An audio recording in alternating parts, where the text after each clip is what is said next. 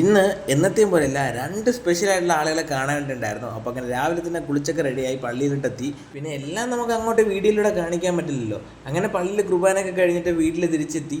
നല്ല കപ്പയും ബീഫും ഉണ്ടായിരുന്നു. അതൊക്കെ കൂട്ടി ഒരു പിടി അങ്ങോട്ട് പിടിച്ചതിന് ശേഷം ഇന്നലെ ഞാൻ ഒരു കൊറിയറിൻ്റെ കാര്യം പറഞ്ഞിട്ടില്ലായിരുന്നോ. എൻ്റെ നമ്പറിൽ നിന്ന് എത്ര കോൾ വിളിച്ചിട്ട് ഒരു കോൾ പോലും എടുത്തില്ല. അങ്ങനെ ഞാൻ നമ്പർ മാറ്റി വിളിച്ചപ്പോഴത്തേക്ക് കോൾ എടുത്തു.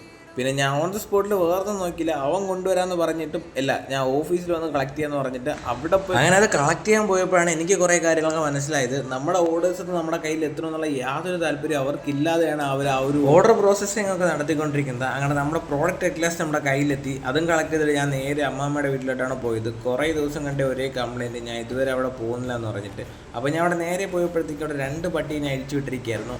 ഇതിൻ്റെ നിറക്കിയ കടി കിട്ടി കണ്ടിന്യൂസ് ആയിട്ട് ആശുപത്രി കയറി ഇറങ്ങി കുത്തി വെച്ചതിൻ്റെ വേദന എൻ്റെ മൈൻഡിൽ ഇപ്പോഴും ഉണ്ട്. അതിനെയൊക്കെ പിടിച്ച് കൂട്ടിലാക്കി ഞാൻ വീട്ടിലും കയറി. ഇന്നത്തെ വിശേഷമൊക്കെ ഇത്രയേ ഉള്ളൂ. അപ്പോൾ നാളെ കാണാം.